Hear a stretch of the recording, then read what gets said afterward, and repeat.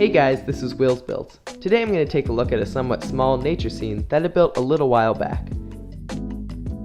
Here's a general overview of the whole MOC. This is a pretty simple build. It has a lot of foliage that took some time adjusting, but overall it went together relatively quickly.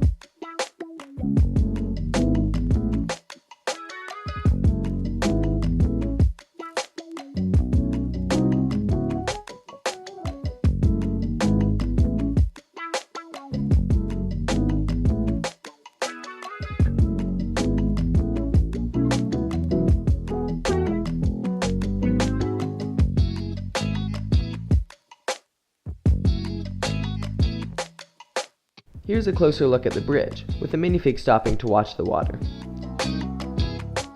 And here's a closer look at the river from the other side. Well, that's the end of this video. I know this one was pretty quick, but I figured there wasn't much else to cover. Thanks for watching. I hope this video inspired you to build something yourself. Until next time, bye for now.